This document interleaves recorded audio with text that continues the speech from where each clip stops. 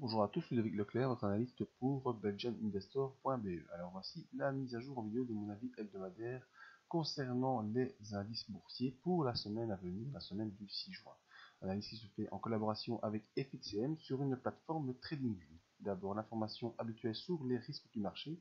Le marché comporte des risques de perte et n'est pas adapté à tous les profils d'investisseurs. C'est à vous-même d'évaluer vos propres risques. Je ne suis pas là pour vous conseiller dans vos opérations.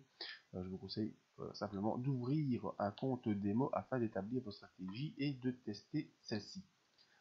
Ma stratégie à moi, c'est l'analyse des impulsions, analyse que j'utilise déjà depuis 2010 et une technique d'analyse que je peux également vous enseigner via des formations, mais également un coaching privé qui peut durer pendant une année. Alors, analyse, on va d'abord commencer par notre analyse habituelle du CAC 40. Alors, le scénario de la semaine dernière, qu'on avait établi la semaine dernière, c'est plutôt une poursuite de la hausse en direction des 4588. Alors, malheureusement, ça n'a pas été le cas, vous voyez, même si lundi, on a bien démarré, on est parti un peu à la hausse lundi. Et puis, mardi, eh bien, on est revenu immédiatement sur les 4502, où là, je pouvais penser qu'on avait droit à un pullback. Donc, le premier scénario était bien parti. On accélérait un pullback et on allait rejoindre les 4588. Malheureusement, mercredi, on a enfoncé la M7 et on est venu s'enfoncer en dessous du support des 4502 points. À partir du moment où on s'est enfoncé sous la M7, il fallait trouver un autre support, un autre relais.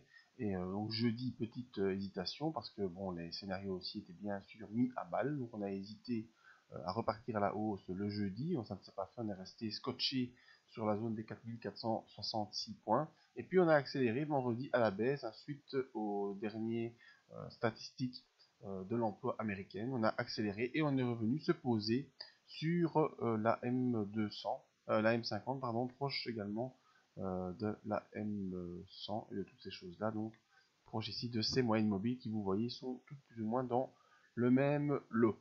Alors qu'est-ce qu'il faut attendre pour lundi? Deux possibilités à surveiller. Première possibilité, on réaccélère dès lundi et on revient rechercher ici la zone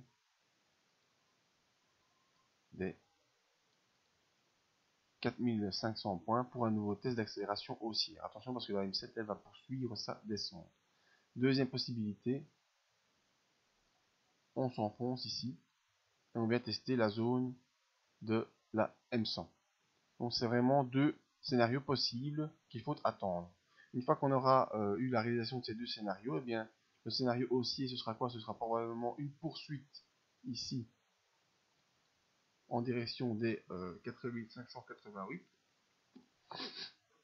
Et si malheureusement on va rechercher la M100, qu'on va s'enfoncer sur la M100, eh bien malheureusement il faut envisager une poursuite en direction des 4240. Donc, de vraiment deux scénarios qui s'opposent. Il faudra attendre lundi la réaction des investisseurs. Ne pas oublier qu'on se rapproche de plus en plus de la date critique du 26 juin qui nous donnera l'avis des Anglais sur le Brexit. Et tout ça aura des conséquences assez importantes sur l'évolution des bourses. En tout cas au niveau émotionnel, ce sera des impacts assez conséquents.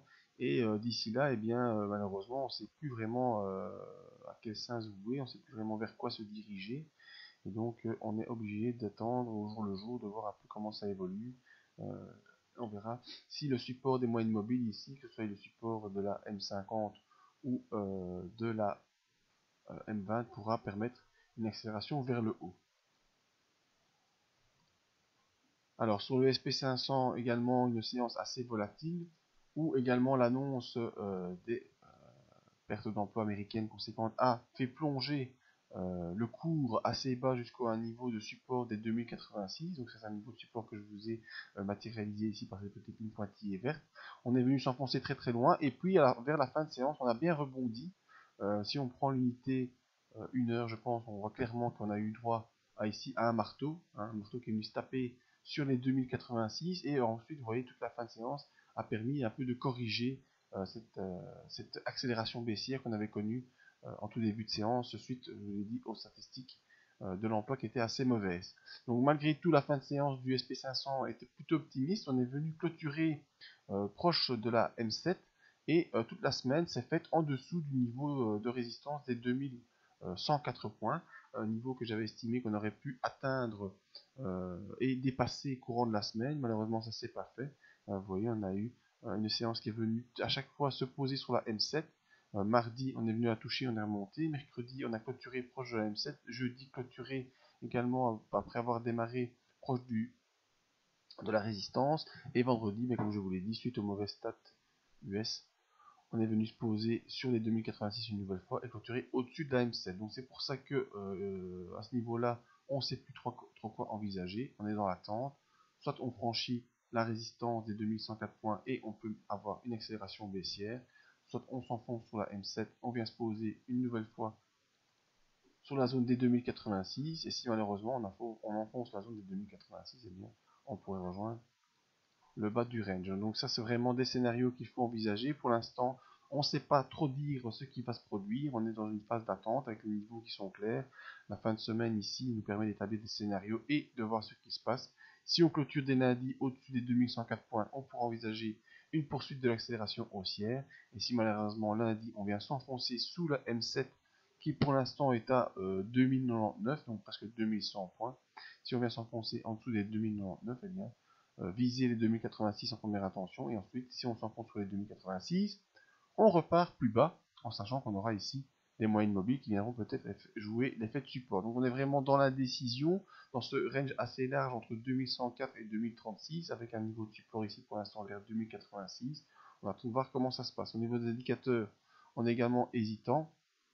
On va le RSI qui vient s'enfoncer sous les 60, et le MACD qui pour l'instant toujours haussier au-dessus de 0, mais on voit que c'est l'hésitation aussi. Donc pour l'instant, un peu d'hésitation de tous les côtés. Donc sur le SP500, attendre l'affranchissement des 2104 pour ceux qui veulent jouer la hausse. Et sur notre ami le CAC 40, essayer de voir si on a un rebond qui vient s'installer en direction des 4500 points. Voilà, c'était donc mon avis sur les indices. Si vous voulez nous rejoindre pour les autres analyses en vidéo. Pour les formations dont j'ai parlé, l'analyse d'impulsion, c'est par ici. Et si vous voulez nous rejoindre pour voir nos avis de coaching durant un an sur les actions, eh bien c'est dans la zone membre pour toutes les questions. La petite zone contact ici. Voilà, merci à tous, à tout bientôt.